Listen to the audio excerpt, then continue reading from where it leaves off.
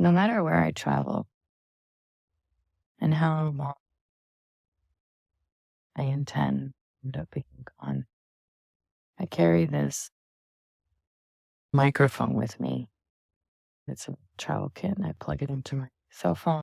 Gives me a chance to assure myself that when inspiration comes, when that beautiful spirit of my higher self whispers gently into my heart, I'll plug it in and muster up the courage to let it flow through me. I've been telling myself that in some form the last several years, and I don't know about you, but COVID hit hard. That memories that I don't think would have happened without COVID. I'm grateful for them, and there's pain that I experienced and losses that I can't be grateful for.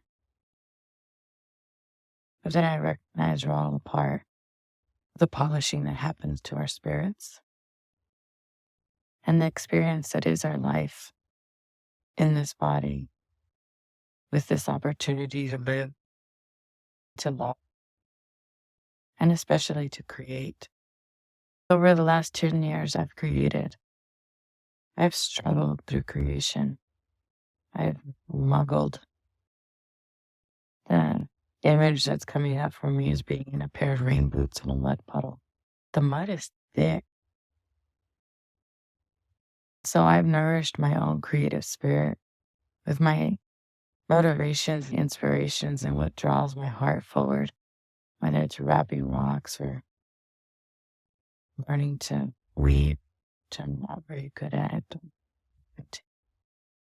And especially to have my hands on earth to process clay, to hunt for it, to find it, to build with my hands, and then to watch it transform in a fire.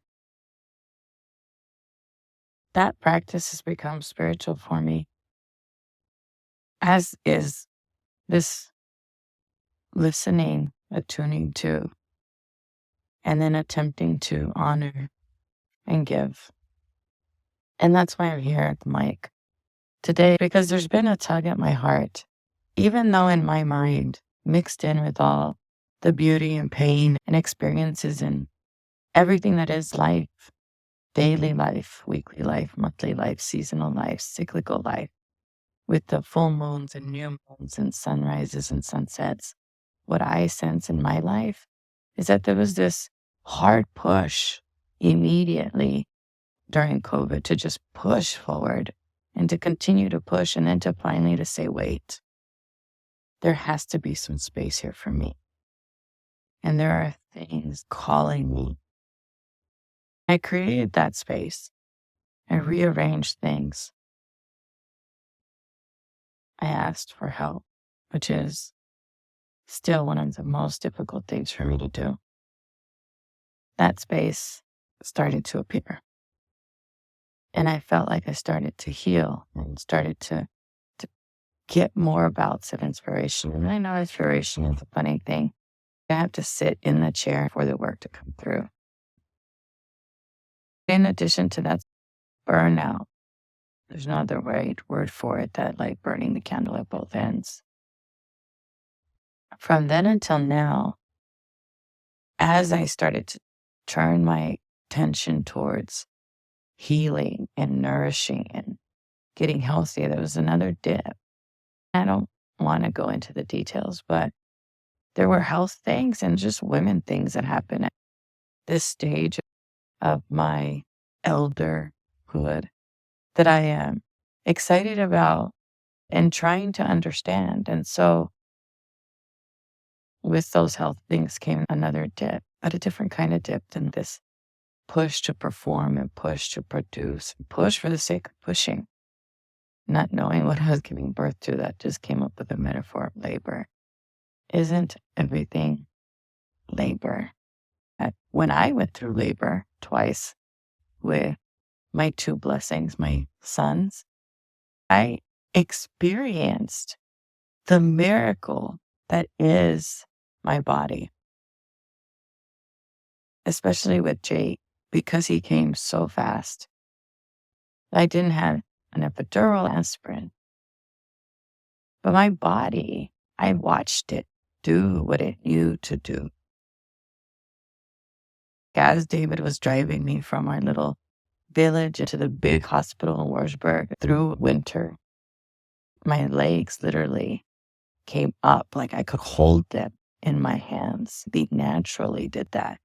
David, I remember, would slowly bring them back down, and I'm in pain, and they just naturally come up because my body knew what it needed to do. I ended up not having even an aspirin. I have a pain tolerance, like women in birth have a pain tolerance. Chemical things happen to get us through that pain, to help us push forward. I'm still moving through a ton of the health stuff. Like, it's not at an end point. I don't think it ever will be, because we are in constant dancing with how we feel. Are we tired? Are we hungry? Do we need a hug? What is happening here? It's part of life. And what I've noticed recently is there's this whisper that's come in. I've never been able to really ignore those whispers. And I think that's why when this message to learn to love being human came 10 years ago, I literally prayed and said to a Holy Mother, you've got to pick someone else, or you've got to help me, because I'm afraid. I don't know how to speak up. I don't know how to share my truth. I know how to follow the rules. I know how to figure out the right answer and how to show up like a straight A student in school. And so I've unlearned that, and I continue to unlearn that. But when I asked for help, which is one of the hardest things to do, she came through, and I had my near-death experience. I felt what it was to release fear. There are no words to convey what I experienced. But at the end of it, all I could say was thank you. And also be careful what you pray for, because you might. And so I've taught, and I've convened, and I've served, and I've coached, and I've mentored, and I've had beautiful conversations over the last 10 years. And I've also drawn myself inward to be less public, not upload things, not worry about editing things, but just to have the experiences that are right in front of me with the people that show up for me through God's grace, through randomness, through spirit, honestly. It has been so nourishing for me, and it has built so much beauty. It's given me so much beauty to just watch, experience, and respond to life. So when this whisper came in to do something different, I fought it. I'm like, oh, I hear you, but the whisper is to guide unexperienced publicly over Advent by candlelight. I don't know what else it is at this point, but that's what it will be. And so I also know that there will be an opportunity for you, because here's the thing that I do know. As I get emails and as I get feedback, I think of it as this pyramid, right? There's this pyramid, and I can look at data to support it. Maybe I'm just going to use numbers that are not true, but in general, let's say 1,000 people hear a podcast episode. That is 1,000 people whose hearts I touch.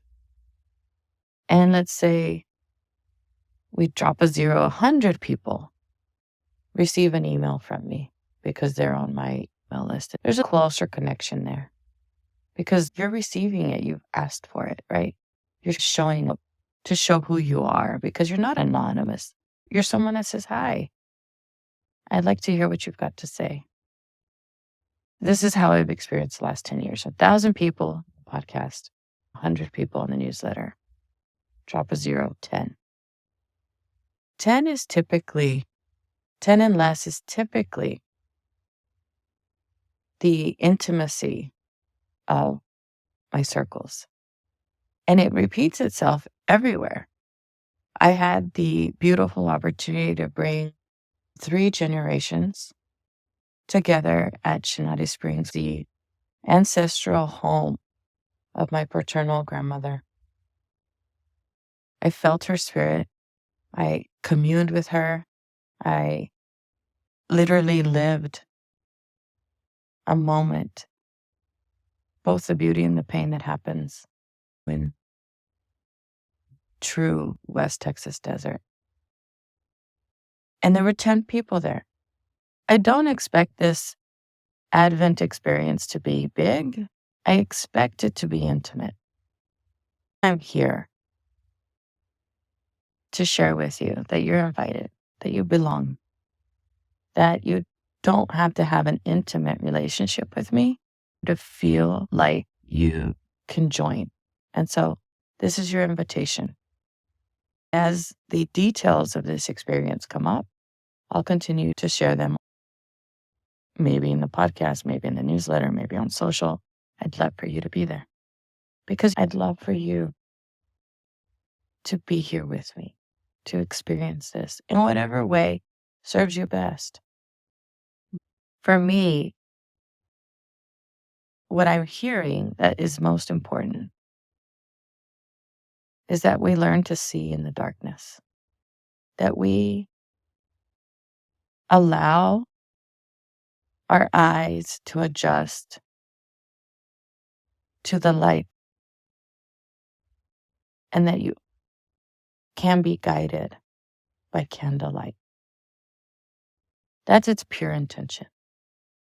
And we can do that over a period of time, which is consistently what's been I don't know what it's called, the way that I have served and taught over the last 10 years.